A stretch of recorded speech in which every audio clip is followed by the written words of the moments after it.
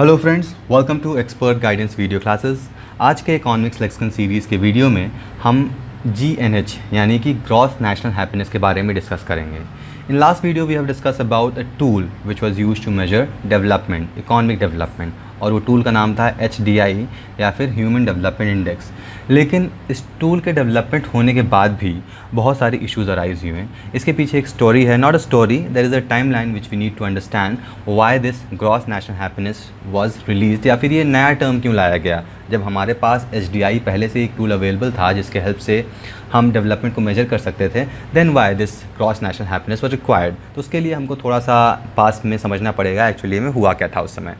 तो हमने देखा था यूनाइटेड नेशन डेवलपमेंट प्रोग्राम, ये एक ऑर्गेनाइजेशन है जिसने HDI टूल को डेवलप किया फॉर मेजरमेंट ऑफ डेवलपमेंट।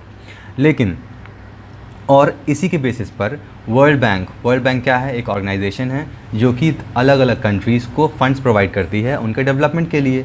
तो अब सारी कंट्रीज़ जो थी, अब क्योंकि सारी कंट्री का जो डेवलपमेंट था वो HDI के बेसिस पे मेजर होना था, और HDI के क्या पैरामीटर्स थे? 3 पैरामीटर्स हमने समझे थे HDI के। एक था लाइफ एक्सपेक्टेंसी या फिर हेल्थ, दूसरा था एजुकेशन, और तीसरा था स्टैंडर्ड ऑफ लिविंग। अब ये 3 पैरामीटर्स थे जिनके बेसिस पर सारे कंट्रीज़ अपने पॉलिसीज़ बनाने लगी। अब ये पॉलिसीज़ इन पैरामीटर्स पे क्यों बन रही थी?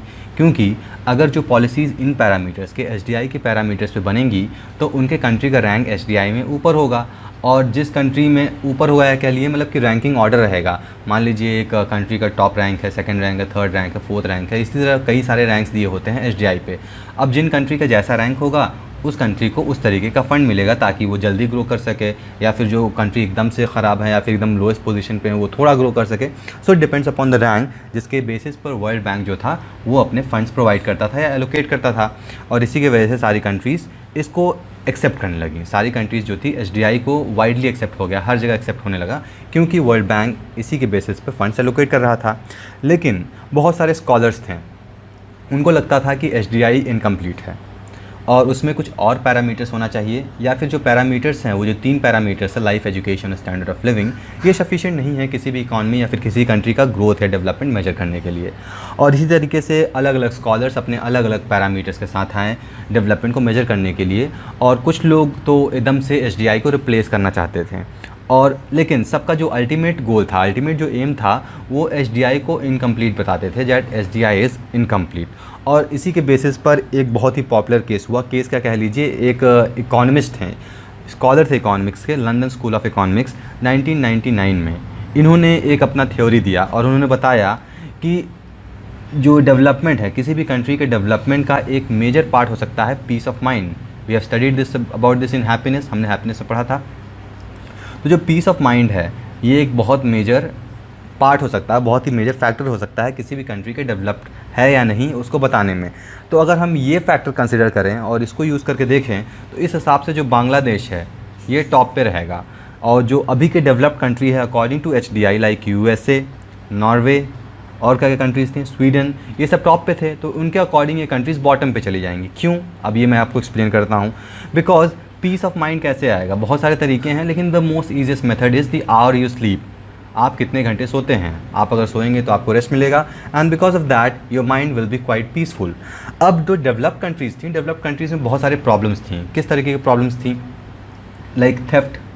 डेवलप कंट्री हैं, पैसे बहुत हैं, चीज़ बहुत हैं, मटीरियल लाइफ बहुत है, वहाँ पर चीज़ तो चोरियाँ बहुत होती थी, वहाँ पर रेप केसेस बहुत ज़्यादा होते थे, वहाँ पर फ्रॉड बहुत ज़्यादा होता था, करप्शन बहुत ज़्यादा होता था, फ्लैश ट्रेड बहुत ज़्यादा होता था, जिसके वजह से उनका नींद हराम था। मतलब कि जो डेवलप कंट्री के लोग थे वो बहुत ज़्यादा अच्छे से सो नहीं पाते थे, और उनके वजह से वहाँ पर लाइफ बहुत अच्छे से नहीं चल रही थी। लेकिन जिन कंट्री के पास कुछ है ही नहीं है, मान लीजिए पुअर कंट्रीज़ हो गई, जैसे बांग्लादेश हो गया, अफ्रीकन कंट्रीज़ हो गई, so there are several countries जिनके पास कुछ है ही नहीं खोने के लिए, तो वो तो आराम से सोएंगे। So they will have better peace of mind compare to the developed countries. तो इस हिसाब से जो पुअर कंट्रीज़ हैं उनको तो टॉप पे रैंक करना चाहिए जो डेवलपमेंट इंडेक्स है, बट ऐसा नहीं हुआ।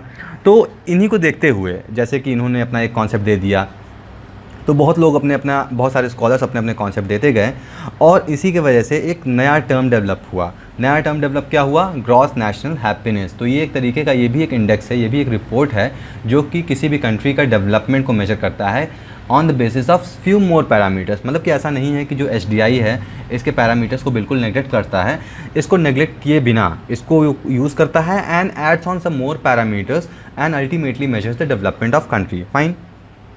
अब थोड़ा आगे बढ़ने से पहले हम ग्रॉस नेशनल हैप्पीनेस को समझने से पहले हम हैप्पीनेस समझ लेते हैं।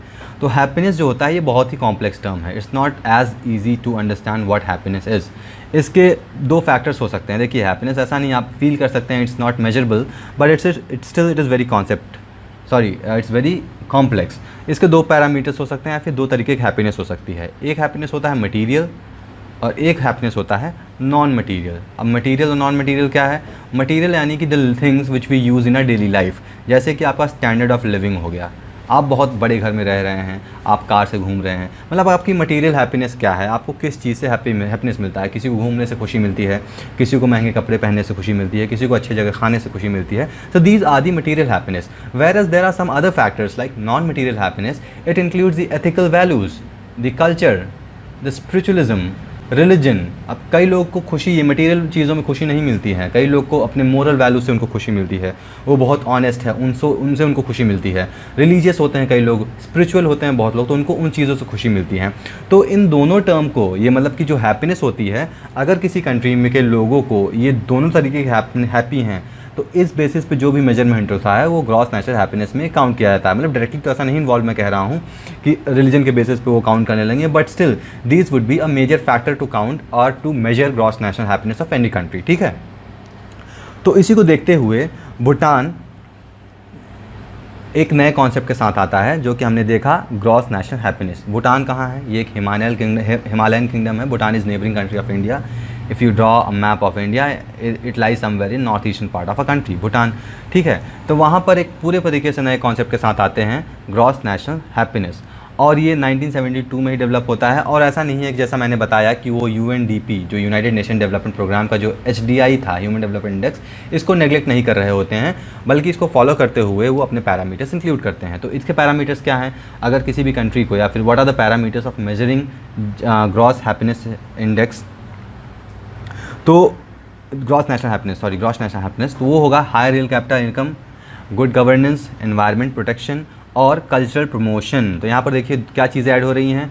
एक तो गुड गवर्नेंस ऐड हो रही है जो कि HDI में कहीं मेंशन नहीं किया गया है।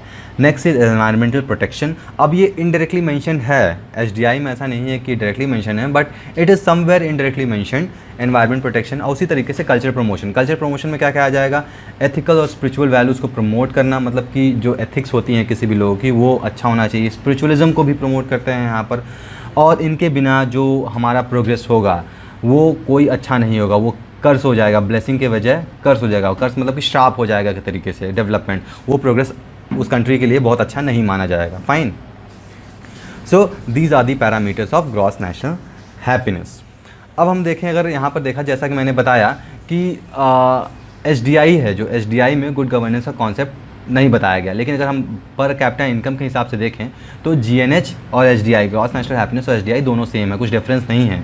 दोनों में पर कैपिटा इनकम देखा जाता है, दोनों डेवलपमेंट जो इंडेक्सेस हैं, लेकिन जो गुड गवर्नेंस कॉन्सेप्ट है ये HDI में नहीं दिया गया है। इसी तरीके से एनवायरमेंट प्रोटेक्शन के बारे में वर्ल्ड बैंक कुछ नहीं कहता है। वर्ल्ड बैंक आप जानते ही कौन एजेंसी है, लेकिन कुछ organization like IMF and some other organization, they have made very clear that sustainable development के थ्रू, सस्टेनेबल डेवलपमेंट आपने जानते हैं इसके बहुत सारे गोल्स भी दिए गए हैं, तो सस्टेनेबल डेवलपमेंट के अंडर में एनवायरमेंट प्रोटेक्शन लागू किया गया है, जो कि बहुत सारे इंटरनेशनल ऑर्गेनाइजेशन ने पार्टिसिपेट किया, और उसके बेसिस पे ये मेजरमेंट जो हमारा ग्रॉस नेशनल हैप्पीनेस है ये भी काउंट हो जाता है। ठीक है, so these are the gross national happiness. ये हमारा बेसिक था, ग्रॉस नेशनल हैप्पीनेस होता क्या है। तो ग्रॉस नेशनल हैप्पीनेस का रिपोर्ट भी आता है जो कि 2020 में भी रीसेंट रिपोर्ट आया है।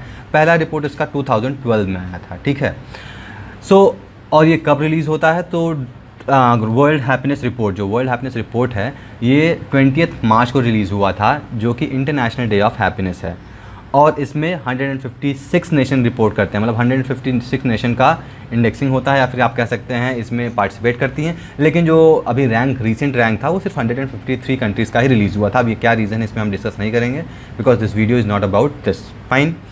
And what are the parameters? अब पैरामीटर्स क्या क्या हैं जिसके बेसिस पे ये वर्ल्ड हैप्पीनेस रिपोर्ट रिलीज़ होता है?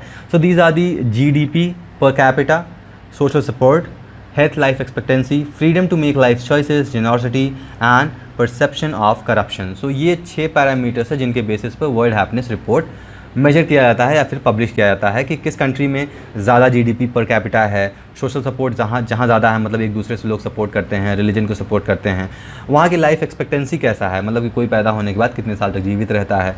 Freedom to make life choices, यानी कि अब आप जैसे किसी कंट्री में पैदा होते हैं, then you are free to choose what kind of life you want to live. आपको जॉब करना है, आपको बिजनेस करना है, आपको रिलीजियस लाइफ जीना है, no one is there to obstruct you, but you have your own option. Generosity like supportful, helpful, and last is perception of corruption, किस कंट्री में करप्शन कम है। सो इन बेसिस पर ये रैंकिंग दी जाती है। Fine, so will see the latest ranking, what are the rankings which are given in this report. अगर हम बात करें टॉप 3 कंट्रीज़ जो बहुत ज़्यादा खुश मानी जाती हैं या फिर ग्रॉस नेशनल हैप्पीनेस जिसका ज़्यादा है, then Finland lies on the first position, second is Denmark और स्विट्ज़रलैंड जो है थर्ड रैंक पे आती है। अगर हम बात करें बॉटम कंट्रीज़ की जो कि मतलब लीस्ट हैप्पी कंट्री हैं, वो है Zimbabwe, South Sudan and Afghanistan. These country are the least happiest country. अब अगर हम बात करें इंडिया कॉन्टेक्स्ट में, तो इंडिया बहुत अच्छे पोजीशन पे नहीं है। India is eight 144th rank, जो कि 2000 रैंक से और इनका बुरा हो गया है। मतलब कि पहले ये 140th रैंक पे थे 2019 में, अब ये ऊपर चले गए 144th। अब ये रैंक हमेशा से ही नीचे गिरता गया है। 2013 में जब ये रिपोर्ट आया था, उस समय इंडिया का पोजीशन 111 था। Now you can see the position has reach to 144।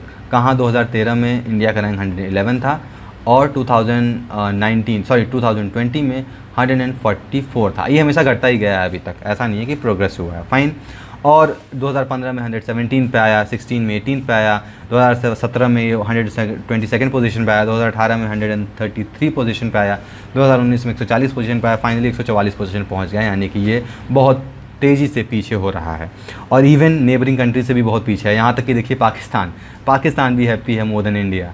Nepal at 92nd position, Bangladesh 107 position and even Sri Lanka is 130 position. So you can see and compare how India is not happy. अब ये happy क्यों नहीं है, देखिए जैसा कि हमने बताया, डेवलपमेंट का जो मेजरमेंट है ये सिर्फ इकोनॉमिक ग्रोथ पे मेजर नहीं करता है, it also consider the social factors. तो इंडिया में सोशल फैक्टर्स, सोशल इश्यूज़ बहुत ज़्यादा हैं, इसके वजह से ये हैप्पी कंट्री नहीं किया जाता। और यहाँ पर करप्शन बहुत ज़्यादा है। जैसे हमने 6 फैक्टर्स देखा ना, यहाँ पर जीडीपी क्या है, जीडीपी मतलब इनकम भी बहुत ज़्यादा नहीं है यहाँ पर। सोशल सपोर्ट तो ठीक है, मान लीजिए ये है, लाइफ एक्सपेक्टेंसी अच्छा नहीं है कंपेयर करें तो। परसेप्शन ऑफ करप्शन में एक बहुत ही मेजर इशू रहा है हैप्पीनेस रिपोर्ट में पोजीशन गंवाने का। Fine, so that's all for today's video. I hope आपको ग्रॉस नेशनल हैप्पीनेस समझ में आ गया है। Still if you have any doubt regarding this or any video till now whatever we have discuss, आप हमेशा कमेंट बॉक्स में पूछ सकते हैं।